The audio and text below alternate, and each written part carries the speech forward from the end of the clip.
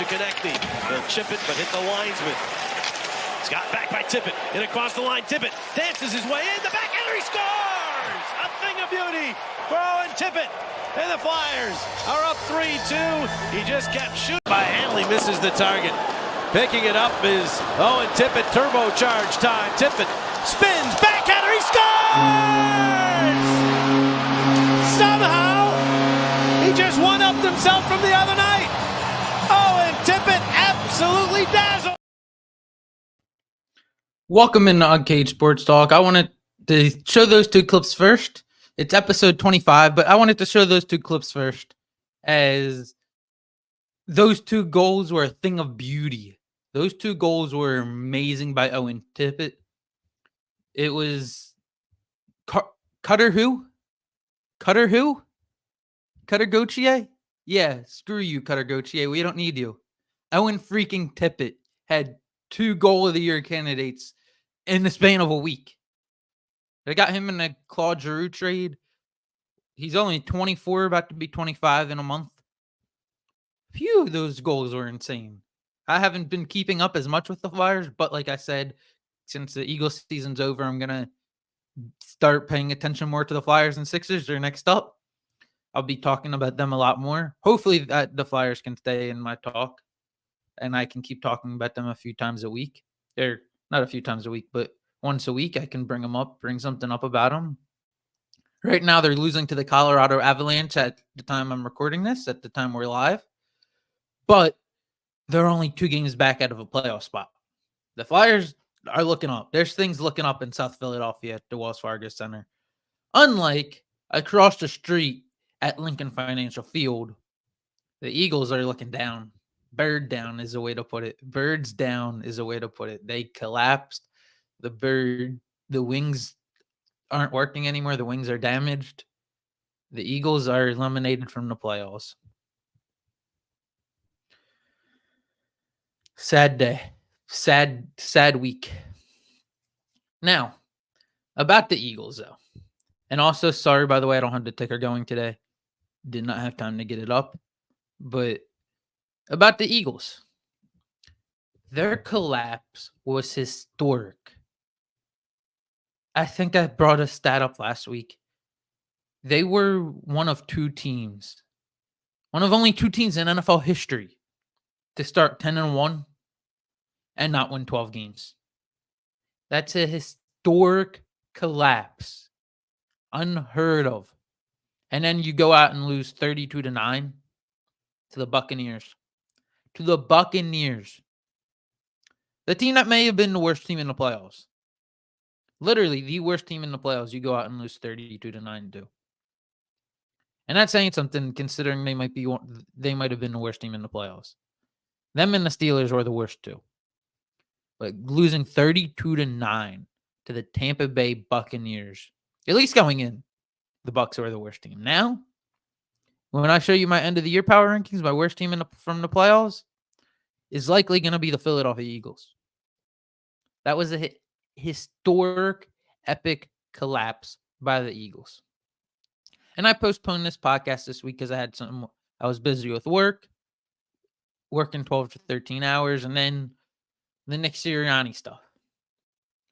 There's been no news yet. I have my phone by me. If I get any updates from Twitter, which I just did, we'll check that.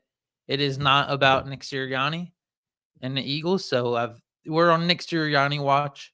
It looks like he's going to wind up keeping his job, which I agree with. After having time to rest on it, I agree with Nick Sirianni being able to keep his job.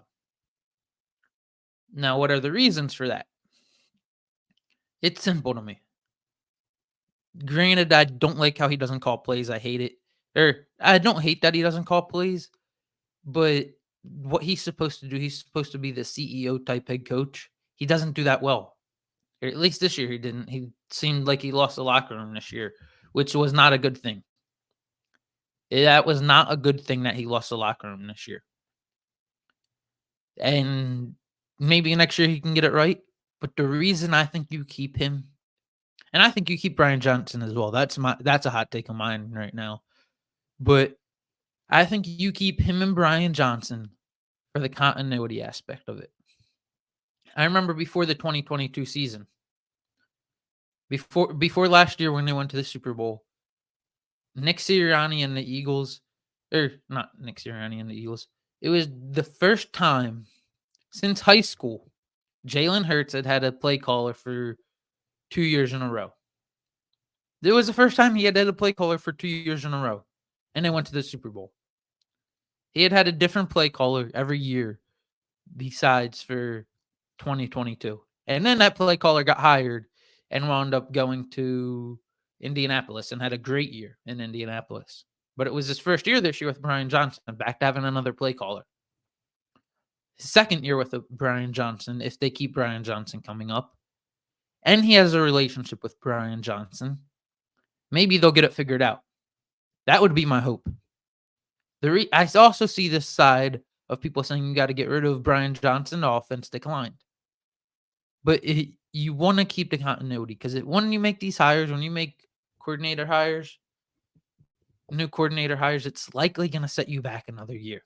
Even a head coach hire, which people are saying get rid of Sirianni, it's likely going to set you back another year.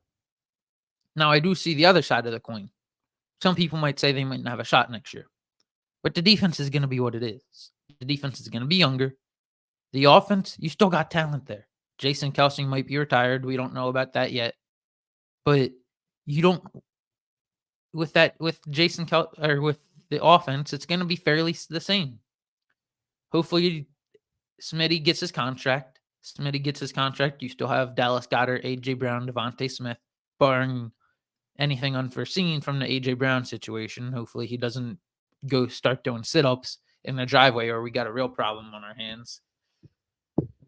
But yeah, the offense is going to be the same. Defense is going to be very young this year. Kelee Ringo and Eli Ricks are likely going to be starting on the outside. You're going to have Isaiah Rodgers, who was on the Colts. He was suspended for a year. He's going to be on the team next year.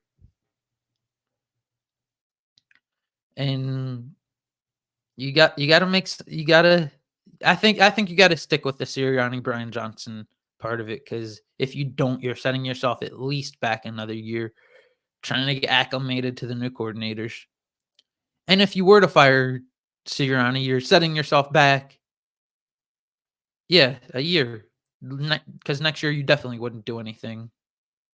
Because when do first-time head coaches come in and win or first-year head coaches with a team? Like, even if you somehow fired Sirianni today, you hired Bill Belichick in a week, it's not still going to be very hard to do to go out and win next year because you got to get acclimated. Players have to learn what that coach likes. You got to learn an entirely new playbook, which you don't want to have to go through that entire process again with the offense.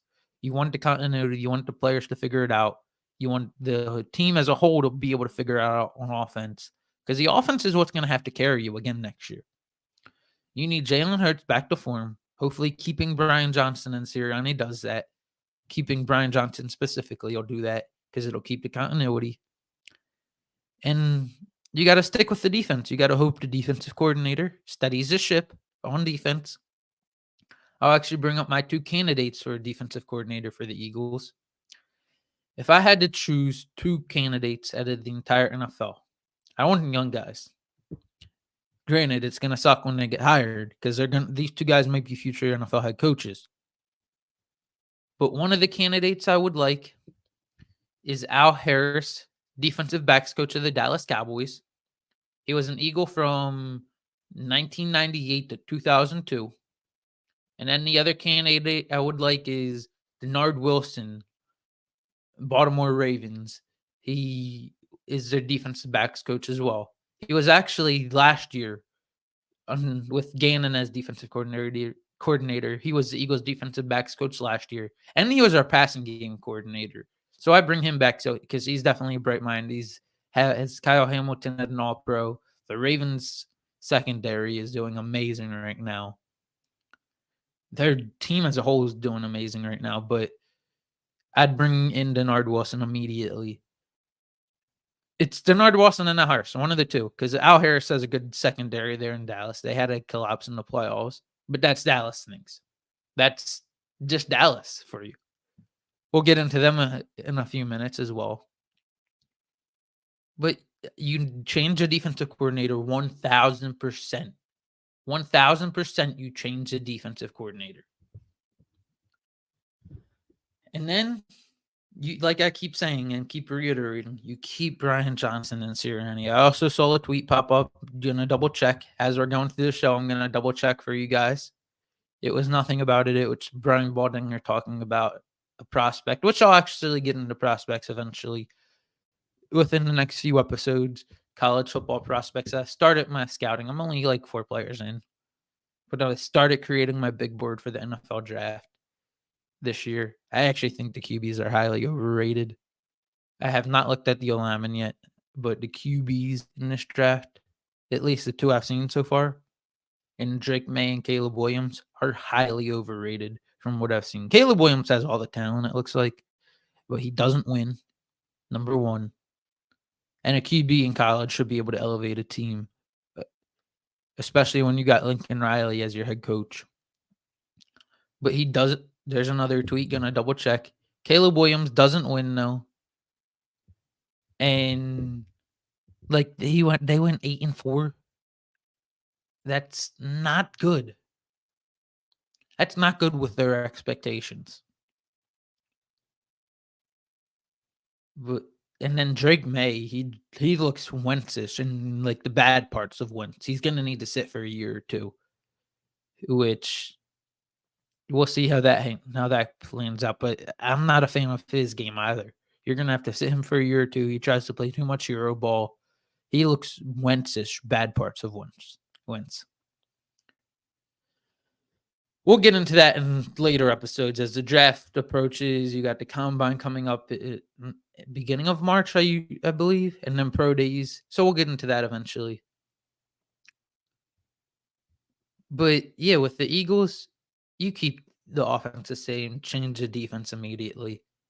Now I'm waiting for that news to come out about what's going to happen because it's been close to a week. No news yet out of the Eagles. They haven't had their end of season press conference that they usually have.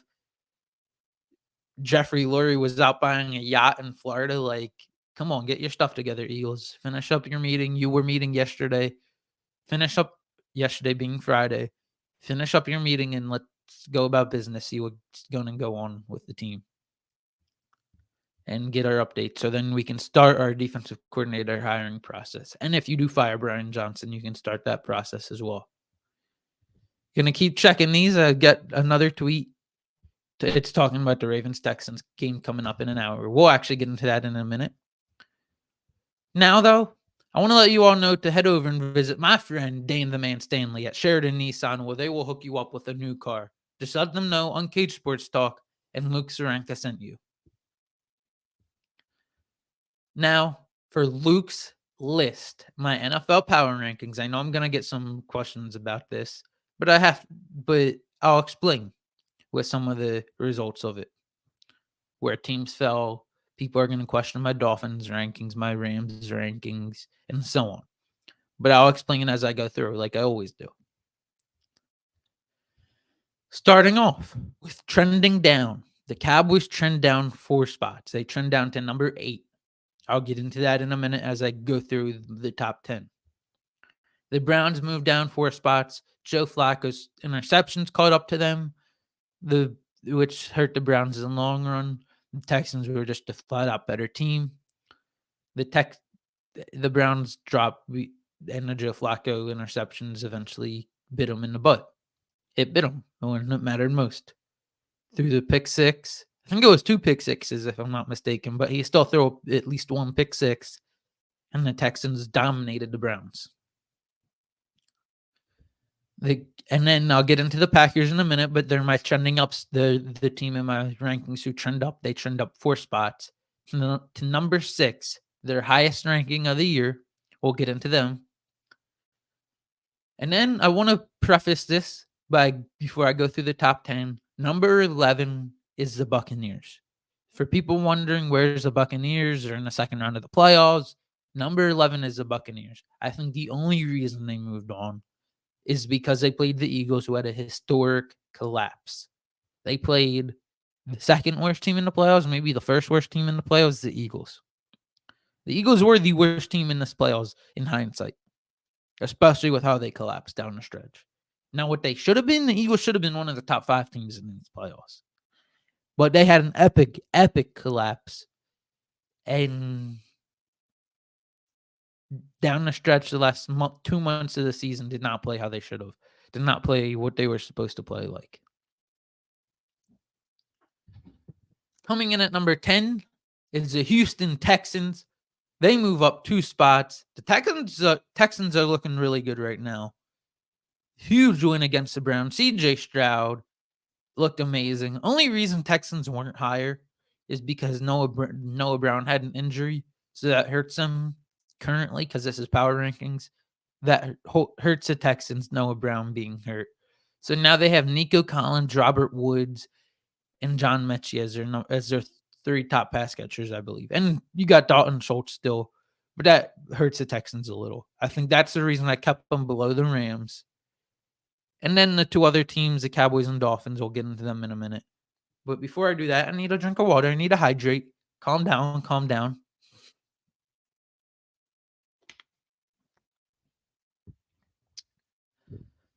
Texans, though, looked really good. C.J. Stroud, holy shit, he looks. Excuse my language. I don't know if I'll get flagged for that on YouTube. I'm not sure. But C.J. Stroud looks really good. The Texans have a bright future. Will Anderson looks really good. Broke a Houston Texans sack record for rookies. 7 sacks this season. They look really good there in Houston. They got some bright young players. Things are looking up there with D'Amico Ryans at head coach. Coming in at number 9, the Rams are number 9 right now. They took the Lions to the wire. Kyren Williams getting hurt. I could have taken that into account, but I didn't think it was a massive hit to their team. I think their team still may have been right around 9 because I think it was just a hand for Kyren. I think if they had to play, he would try to find a way to play. You wrap it up if you need be somehow. But the Rams had a really good season. Matt Stafford, when they were healthy, Kyren Williams, Puka Nacua, amazing for a rookie wide receiver. No one saw him coming. Cooper Kupp, when they had their full team, they were close. They were top 7.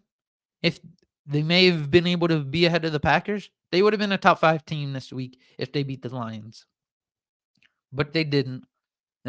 So they dropped 2 spots. I think the 2 teams ahead of them were better throughout this entire season. Because with the teams eliminated in my top 10, you have to take into account the whole season still. The Rams, though, when healthy, were really good. They were as good as a lot of teams. They were borderline top 5 when healthy. And could compete with a lot of teams when healthy. A lot of Niners fans were actually worried about them. But that's enough about the Rams. I was getting sidetracked with the Rams talk. Coming in at number 8 is the Dallas Cowboys. Now, people might wonder, hey, why do you have the Cowboys above the Texans? Even the Rams, for that matter, and the Dolphins. They might wonder, hey, why do you have the Cowboys above the Texans and the Buccaneers? Let's be real. Do you really think if you were just creating a line, let's say the game's not even played. Do you really think the Texans would be favored against the Dallas Cowboys on a neutral field? No, they would not. The Cowboys would be on a neutral field against the Texans, even if it's a playoff game. 2.5-point favorites, 3.5, 4.5. 2.5 to 4.5 point favorites against the Texans on a neutral field. Maybe closer to the 4.5 range. And against the Buccaneers, Cowboys would probably be for sure like 4.5 point favorites against the Buccaneers. They just had a harder draw in what wound up being my 6th ranked team this week in loose list. While the Buccaneers played a team that lost its identity, was not fighting towards the end, couldn't tackle. A college team could tackle better than the Buccaneers opponent did, the Eagles. Well, the Cowboys had a really good year. They just had epic Cowboys fashion, Mike McCarthy, Dak Prescott, Dan Quinn, all choked. CeeDee Lamb drama starting there in Dallas. There's no drama there in Dallas starting. It was an epic collapse by Dallas, like the Eagles had, but it was only one game for Dallas, which is why they dropped 4 spots. Dallas, they had a good year, but when it came time for the playoffs, what do the Cowboys do? What will go wrong does go wrong for the Dallas Cowboys when it matters. Dak Prescott threw interceptions, pick sixes, and they just flat out collapsed. They made Jordan Love look like a superstar incoming, which he might be. He might very well be. But they had an epic collapse, getting absolutely dominated by the Green Bay Packers, a 7 seed. At home, you got dominated. And then they decided to keep Mike McCarthy, which was shocking to me, but it was because of Dak Prescott's comments saying, "Oh, if Mike McCarthy's gone, you might as well get rid of me because I was just as much to blame for the game as him." The Cowboys come in at number 8 because of their epic collapse. Now, if I'd still probably pick them. I think they'd beat the Packers 5 out of 5 times. They just didn't show up. You play them in a regular season, I think the Cowboys would have won. But when the playoffs come, the Cowboys don't show up. Coming in at number 7 is the Miami Dolphins. Now, you might wonder, you might say, hey, Luke, why the hell do you have the Dolphins +1, moving up 1 spot in your rankings? That's because the Cowboys dropped. I think the Dolphins were right around 8th. I think the Dolphins would be favored against the Texans and Buccaneers. I think everyone could agree on that. I think they'd be favored at a neutral site against those teams. And they only moved up 1 spot because the Cowboys dropped 4 spots. The Dolphins beat the Cowboys in the regular season, so they get the edge there. And let's be honest. Who would be favored in a game neutral site, Dolphins or Rams? The Dolphins would likely be favored by 1.5 to 2.5 points. The Dolphins would likely be favored heading into that game. They had a good offense this year. They just had injuries biting down the stretch. Tua collapsed those last 2 games against the Bills. You were a game away from playing in 70-degree weather in Miami in a playoff game. Instead, you had to play in -30 wind chill, -27 wind chill. Tua just did not show up when it mattered. That was the problem for the Dolphins. They have the running game. They had a solid coach. They just did not show up when it mattered in their 2 biggest games of the year. Or else they very well could have been number 3 if they would have beaten the Bills and Chiefs. But when it mattered, they did not show up, which is why they're 7th in this list and not in the top 5. Coming in at number 6, thank you. Thank you, Green Bay, because Dallas sucks. But thank you, Green Bay. Knocking out the hated Dallas Cowboys. Bringing some joy out of the first round of the playoffs for me. Thank you, Green Bay. Now go do it again. Now go do it again tonight. At 8 o'clock, I believe the game is. Yeah, 8 o'clock. Go do it again. Knock out the team I definitely don't win the Super Bowl. Go knock that team out. Go beat them finally. Go beat them. They've had your number for years. Go beat them tonight. They're probably not going to. I doubt they will. But go do it, Green Bay. Jordan Love looking like a superstar. They got a good running game. They got Aaron Jones out there. You got Christian Watson, Romeo Doubs, Jaden Reed, a plethora of wide receivers, all young. They're the youngest team in football this year. Looking solid, though. They have a bright future. That team might be going somewhere within the next 2-3 years. And they might be able to win a Super Bowl. You got a good defense there, good secondary. Jair Alexander, if you can re-sign him this offseason. The Packers are heading places. And they have a good formula there. First, it started with Brett Favre. Then while you still have Brett Favre, you bring in Aaron Rodgers. You draft Aaron Rodgers. You sit him for like 3 years. Brett Favre still playing at a good level.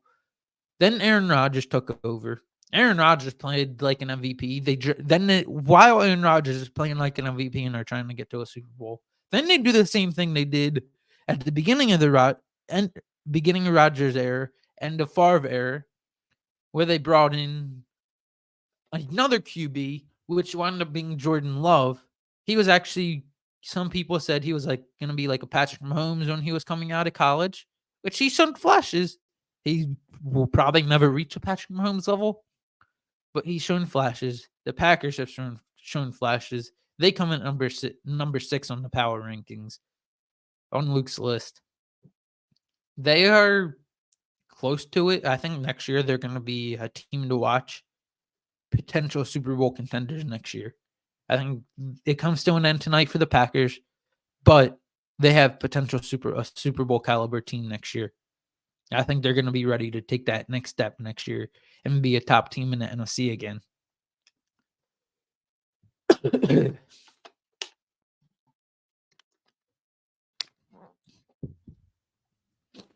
Coming in at number 5 is one of their rivals, the Detroit Lions.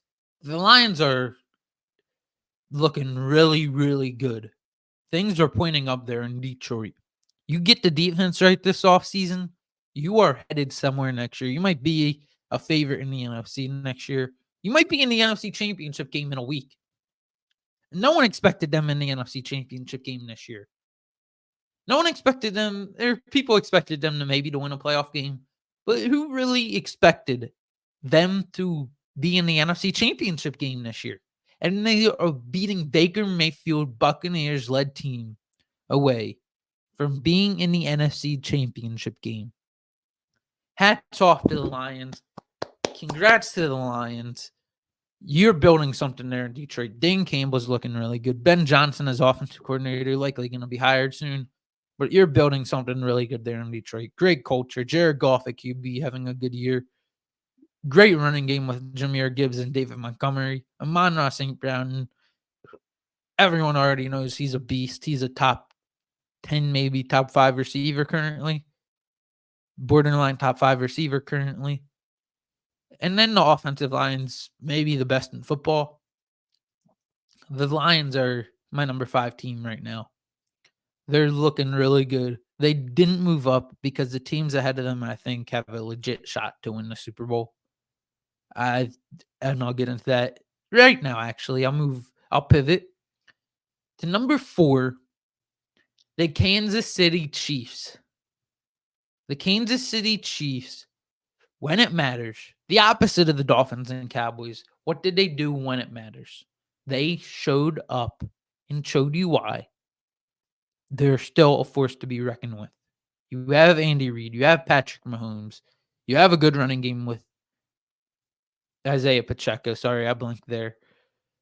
Rashee Rice is coming on. Kelsey's due for a touchdown. He hasn't had a touchdown in like 7 weeks. He's due. The defense is playing at a great level. The Chiefs do what the Chiefs do when it matters. This is going to be the first road playoff game Patrick Mahomes has ever played. I'll get into them shortly. They're playing my number 3 team. But watch out for the Chiefs tomorrow night. Watch out for the Chiefs because I think there's a force to be reckoned with in these playoffs. Everyone counting them out. I think they're going to drive when I think they're going to do them. I think they're going to do even better because teams are counting them out. People are counting them out. No one's expecting it from them this year. People thrive sometimes when they're the underdogs. And Chiefs are the underdog. Like, when does that happen? When are the Chiefs an underdog in the playoffs? Like, it's like rare. Especially under Patrick Mahomes. I'd watch out for them tomorrow night. I think they're going to wind up shocking a lot of people. Because the Bills seem to be the hot pick. My number 3 team seems to be the hot pick. That is for a reason, though. They're number 3 on my power rankings. They beat the Chiefs in the regular season. They've been on a tear since losing to the Eagles in overtime, which the Eagles had a miraculous comeback in that one. But the Bills, ever since that game, have been on a tear. Have been on a tear offensively ever since they fired Joe Brady. James Cook is looking really good. Sometimes they actually signed Leonard Fournette, which I want to see what happens with that. likely not going to do anything really. Probably just a depth signing. But the Bills come in at number 3. There's not much to say about these top 3 teams. The Bills are really hot right now. Hottest team in football, maybe. But the Bills, a lot of people are picking them today. They're a hot pick. They're popular pick against the Chiefs. A lot of people are picking them tonight. Bills coming at number 3. I think they're a solid team. I think they're a really good team. Have a chance to maybe win a Super Bowl if they pull off this win. I actually think whoever wins this game is going to the Super Bowl tonight. I think whoever wins this Bills-Chiefs game, or not tonight, whoever wins this Bills-Chiefs game tomorrow, I think is going to the Super Bowl. If the Bills win, I think they're winning the Super Bowl. Now, for my top 2 teams, not much to say about these. I can just keep these one short. The Niners coming at number 2. Their team's been great all year long. I'm not going to keep repeating myself. You all know my thoughts on the Niners. They come in at number 2. Coming in at number 1, they have a development there with Baltimore. Their problem is going to be, can they get the job done with Lamar Jackson in the playoffs? Which has been a question mark with Lamar Jackson his whole career. Can he get it done in the playoffs? But they have a development there that might help them if they win this Texans game, which they should. But Mark Andrews was a full participant in practice this week. He did not get cleared for today's game, but he will be playing. But a good chance he'll be playing next week in an AFC Championship if the Ravens advance. Which that's a great news for the Baltimore Ravens. Getting Mark Andrews back, top 3 tight end, maybe one healthy. Maybe the best tight end in football right now with Kelsey having a down season when healthy. And that's a hot take there in itself, but when healthy, Mark Andrews is a beast. And if he's there next week, that gives the Ravens an even better chance to get back to the Super Bowl. And get to the Super Bowl for the first time in Lamar Jackson's career. Now I will get into my Luke's locks for the week, and I do have an honorable mention, which is my Super Bowl pick, so people can hear what my Super Bowl pick is. Luke's locks. Before I do that, I want to stay hydrated. I see you guys looking at me funny. I need to stay hydrated, though. I need to stay hydrated.